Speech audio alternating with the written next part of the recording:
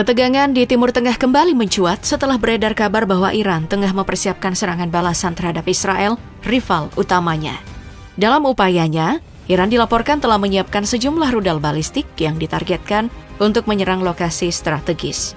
Tak hanya itu, informasi lain juga menyebutkan bahwa Iran telah memperkuat pertahanannya dengan memasang pintu anti ledak di bunker bawah tanah yang menjadi tempat penyimpanan rudal-rudal canggih tersebut.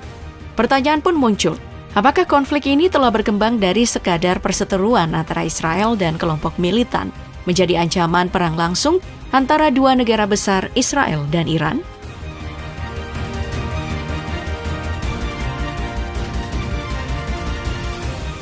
Langkah Iran ini tak muncul begitu saja. Ketegangan memuncak setelah pembunuhan terhadap Ismail Haniyeh, tokoh penting Hamas, yang terjadi di wilayah lain dan diduga kuat dilakukan oleh agen intelijen Israel. Selain itu, kematian Hasan Nasrullah, sosok utama yang memimpin salah satu proksi Iran, turut memperparah situasi. Kendati demikian, Iran sempat mencoba menahan diri dengan berharap pada dialog untuk mencapai kesepakatan gencatan senjata permanen. Sayangnya, hingga kini upaya diplomasi tersebut belum menunjukkan hasil apapun. Sebaliknya, kehadiran kapal induk milik Amerika Serikat yang semakin mendekati kawasan Iran justru menambah ketegangan. Situasi ini seolah memaksa Iran untuk mengambil langkah drastis dengan ancaman serangan besar yang belum pernah terjadi sebelumnya.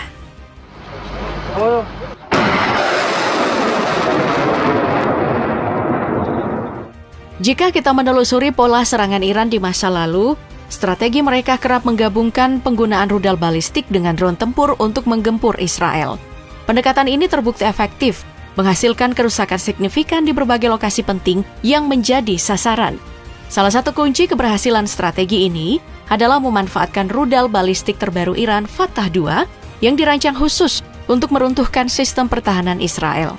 Rudal balistik Fatah II menjadi senjata andalan Iran dengan jangkauan tembak hingga 1.500 km, cukup untuk mencapai wilayah Israel dengan mudah. Kemampuan rudal ini tidak hanya terletak pada daya jangkau, tetapi juga keunggulannya dalam mengelabui sistem pertahanan udara Israel. Dengan kecepatan hypersonic mencapai Mach 5, setara dengan sekitar 6.100 km per jam, rudal ini hampir mustahil untuk diintersepsi.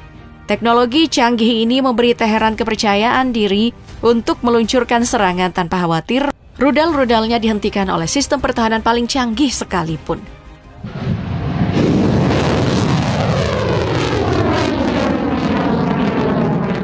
Kekhawatiran Israel dan negara-negara barat pun semakin meningkat, terutama setelah media Iran mengeluarkan pernyataan yang memicu spekulasi besar. Beredar laporan bahwa Iran berencana melakukan serangan yang jauh lebih besar dari apapun yang pernah terjadi sebelumnya. Bahkan, mereka mengklaim serangan mendatang akan membawa dampak yang sulit dibayangkan. Pertanyaannya, seberapa besar kemungkinan serangan itu terjadi dan seperti apa dampaknya bagi kawasan?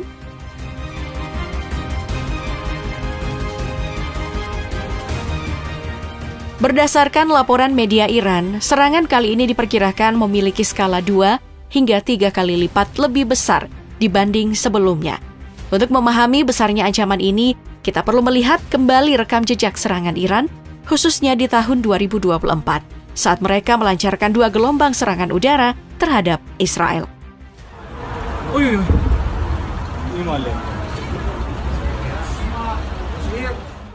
Pada pertengahan April 2024, Iran bersama proksi-proksi meluncurkan sekitar 300 drone kamikaze dikombinasikan dengan rudal balistik untuk menyerang berbagai target di Israel. Salah satu hasil serangan ini adalah kerusakan signifikan di pangkalan Angkatan Udara Nevatim. Selain menghancurkan infrastruktur penting, serangan ini juga menyebabkan sejumlah tentara Israel terluka. Namun, apa yang terjadi pada bulan Oktober di tahun yang sama membuat serangan April tampak kecil jika dibandingkan.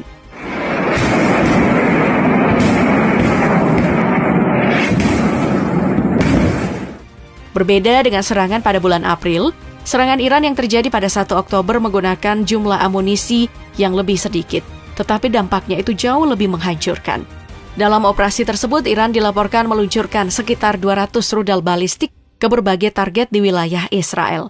Rudal-rudal tersebut mencapai langit Tel Aviv dan Yerusalem dalam waktu kurang dari 15 menit, menciptakan kehancuran besar meskipun jumlahnya lebih sedikit dibandingkan dengan serangan sebelumnya.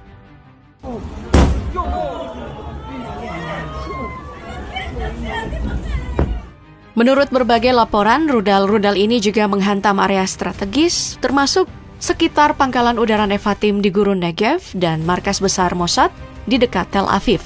Tidak hanya itu, juru bicara pasukan pertahanan Israel IDF mengonfirmasi bahwa beberapa pangkalan udara mereka mengalami kerusakan yang signifikan akibat serangan tersebut. Dari pihak Iran, mereka menyebutkan bahwa sebagian besar rudal berhasil mengenai sasaran, termasuk pangkalan udara Nevatim, Hatzerim, dan Tel Nov, serta sejumlah tank yang berada di Netzarim. Namun dampak dari serangan ini tidak berhenti di situ.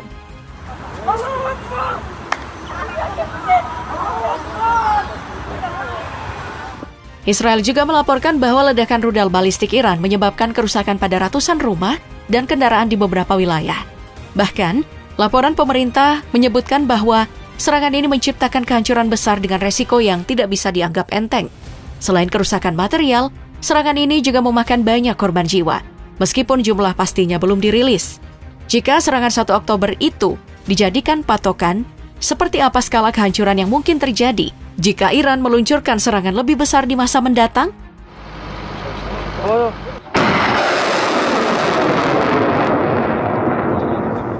Apabila klaim Iran tentang serangan berikutnya benar adanya, dengan skala 2 hingga 3 kali lebih besar dari sebelumnya, artinya Israel dapat dihantam oleh 400 hingga 600 rudal balistik sekaligus. Nah, jika itu terjadi, konsekuensinya akan sangat besar bagi sejarah konflik Israel-Iran. Dengan hanya 200 rudal balistik, Iran sudah berhasil menimbulkan kerusakan signifikan. Sulit membayangkan apa yang akan terjadi jika jumlah itu mencapai 3 kali lipat. Serangan semacam itu bisa mengubah peta konflik dan mencatatkan peristiwa ini sebagai salah satu yang paling suram dalam sejarah perseteruan dari kedua negara ini.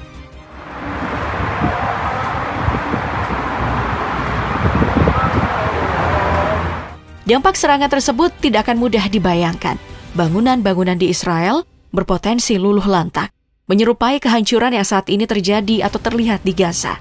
Dengan korban jiwa yang tak terelakkan dalam jumlah besar. Bahkan, bukan tidak mungkin ibu kota Tel Aviv akan berubah menjadi lautan api akibat ratusan rudal balistik yang menghujani kota itu.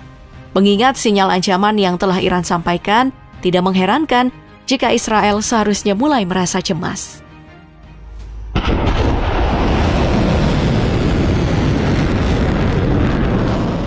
Meski begitu, Israel tampaknya masih mengandalkan sistem pertahanan udara David Sling sebagai tameng utama untuk menghentikan serangan rudal balistik.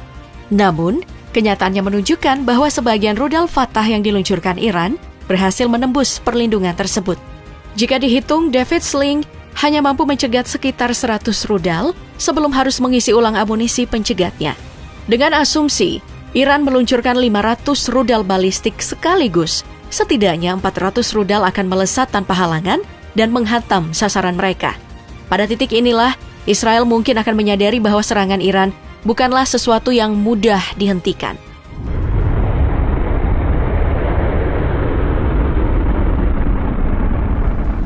Lalu bagaimana dengan Iron Dome? Sistem pertahanan udara ini meskipun dikenal efektif, sebenarnya tidak dirancang untuk menghadapi rudal balistik. Iron Dome lebih berfungsi untuk menangkal rudal jarak pendek hingga menengah, drone dan proyektil kecil hingga sedang. Dengan keterbatasan tersebut, Iron Dome tidak akan mampu menghentikan rudal balistik Iran yang ditujukan untuk menghancurkan Israel secara sistematis.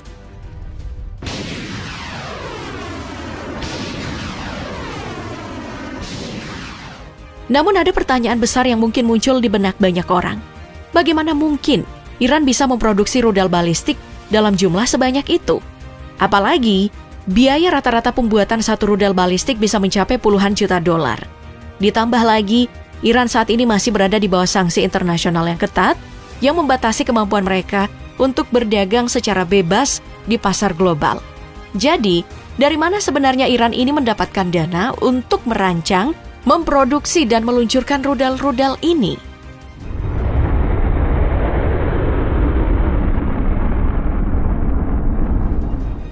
Menurut data dari World Population Review, Iran tercatat sebagai salah satu negara dengan cadangan minyak terbesar di dunia. Dengan total cadangan mencapai 208,6 miliar barel, Iran menempati posisi ketiga dalam daftar negara dengan cadangan minyak terbesar secara global. Jika melihat harga minyak mentah saat ini yang mencapai $74,25 Amerika Serikat per barel, potensi pendapatan dari sektor ini tentu saja dapat memberikan dorongan besar bagi perekonomian Iran. Namun, apakah kita melupakan sesuatu? Ya, sanksi internasional yang ketat telah membatasi kemampuan Iran untuk berdagang secara bebas.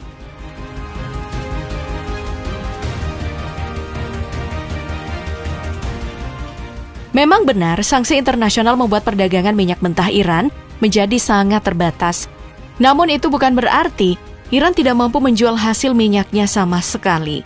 Berdasarkan beberapa laporan, Iran memanfaatkan hubungan diplomatiknya dengan Rusia untuk mengatasi hambatan ini. Minyak mentah Iran dijual melalui Rusia, yang kemudian menawarkannya kepada negara-negara mitra.